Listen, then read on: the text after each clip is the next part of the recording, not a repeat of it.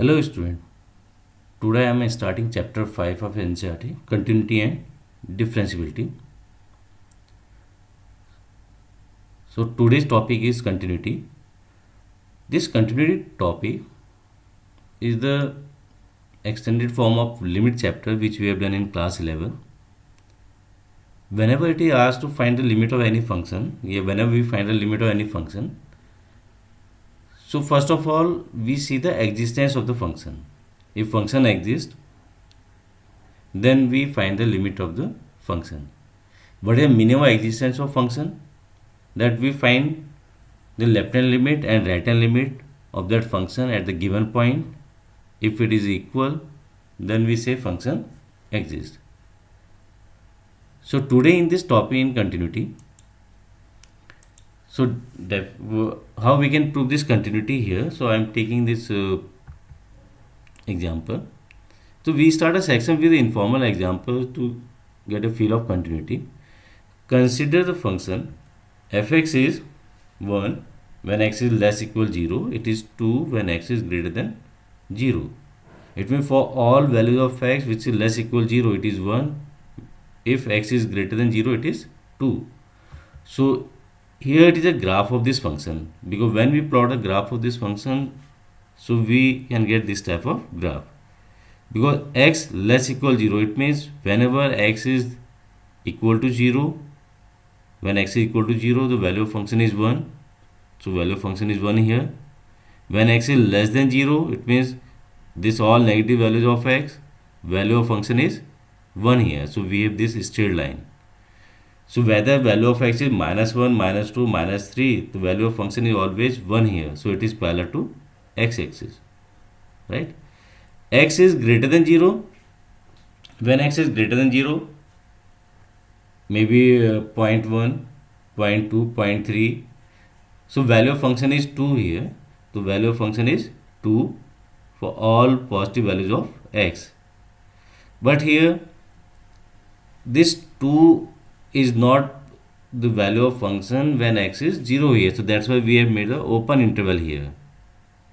So this x is equal to 2 is not touching the y-axis. So we have this open interval.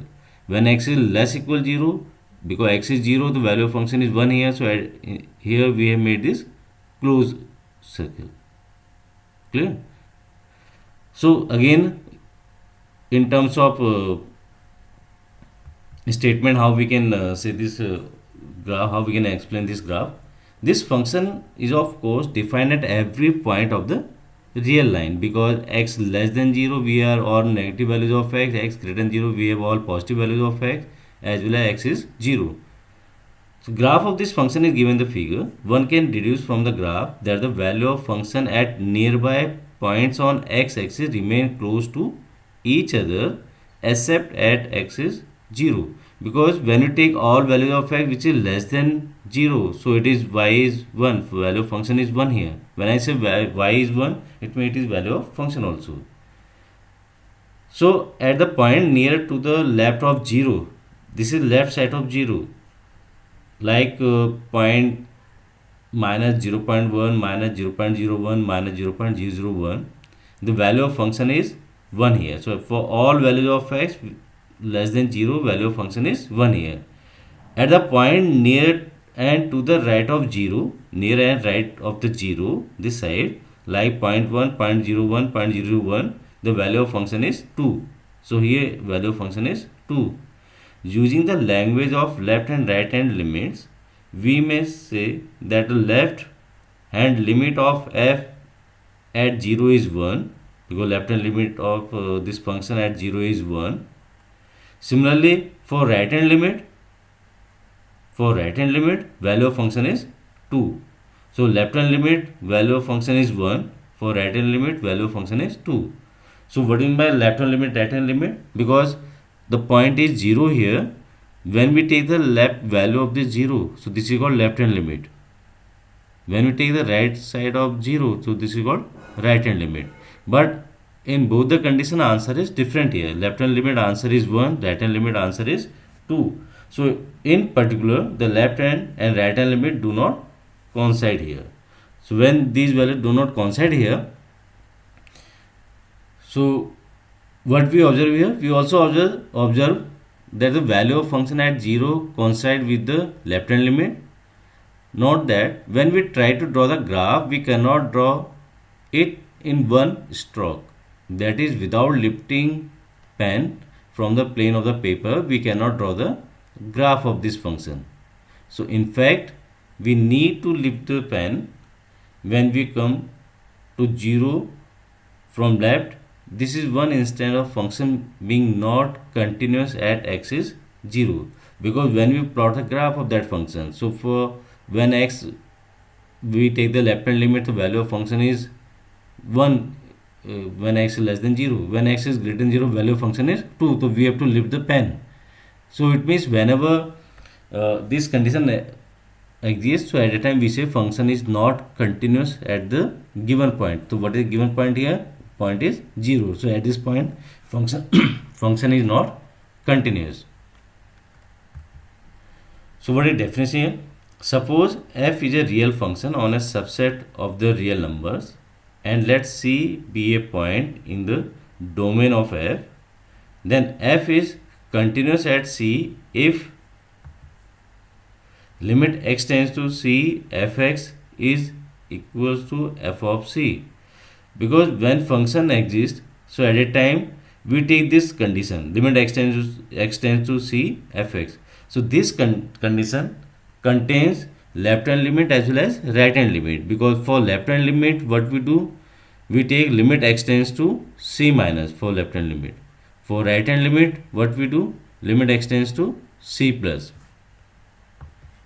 So more elaborately, if the left hand limit, right hand limit and the value of the function at x is C exist and equal to each other, it means all the three values are equal to each other, then function is said to be continuous at x is C.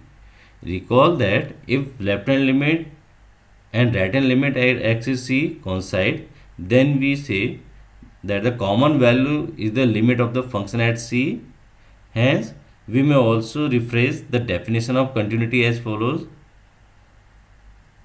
right? So this point I have already mentioned in the previous slide, that if left hand limit and right hand limit both are equal, both are coincide, then we say function exists and the common value is the limit of the function. Common value is the limit of the function, which is already given here. So this condition we take when the function exists. And what is the condition for existence of function? That left hand limit and right hand limit should be equal.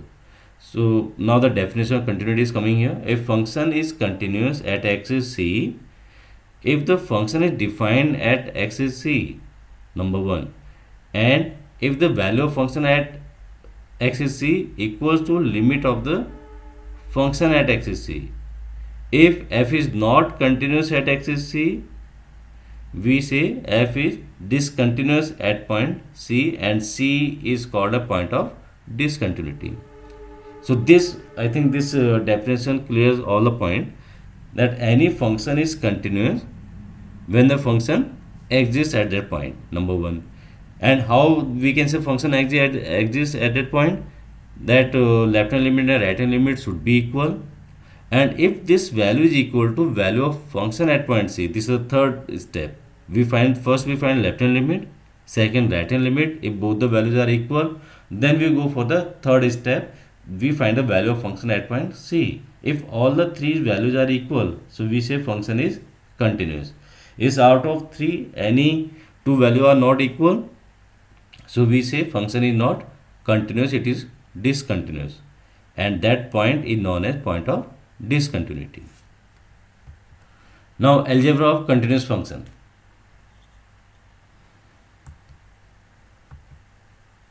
Now we will study some algebra of continuous function.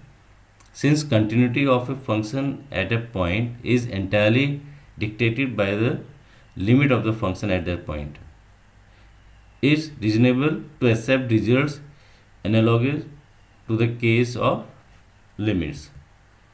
The first theorem. Suppose f and g be two real function continuous at a real number C, then now we have these algebraic properties here. The first is f plus g is continuous at axis C.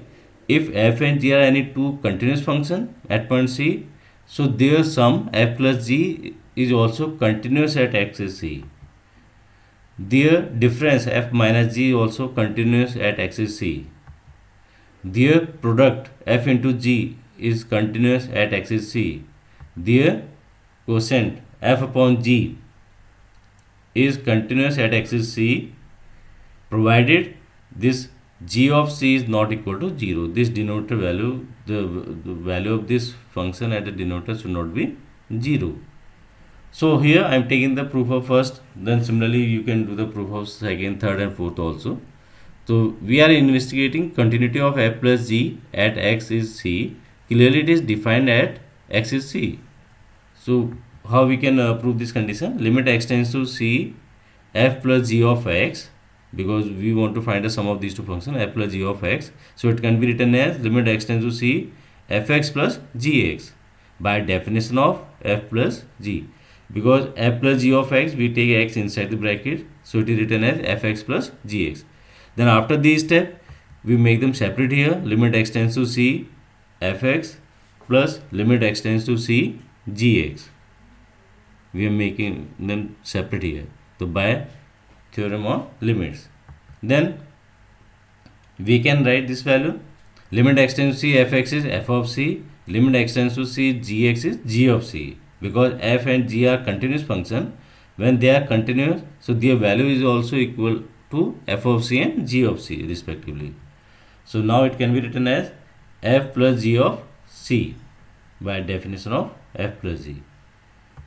So hence f plus g is continuous at axis c. Reason, limit x tends to c f plus g of x, now it is equal to f plus g of c here.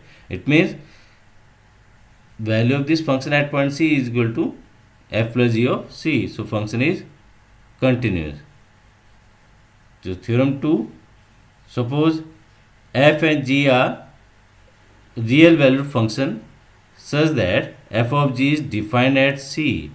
If g is continuous at c and if f is continuous at g of c, then f of g is continuous at c also.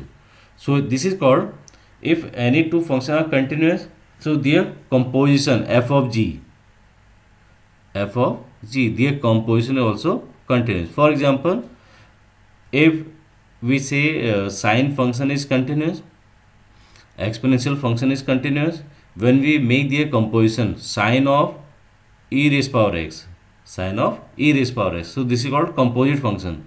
The sine of e raised power x is also continuous function. Similarly, we can take another example. Cos function is continuous function. Modulus function is continuous function. When we take cos of mod x, so it is called composite function. So their composition is also continuous.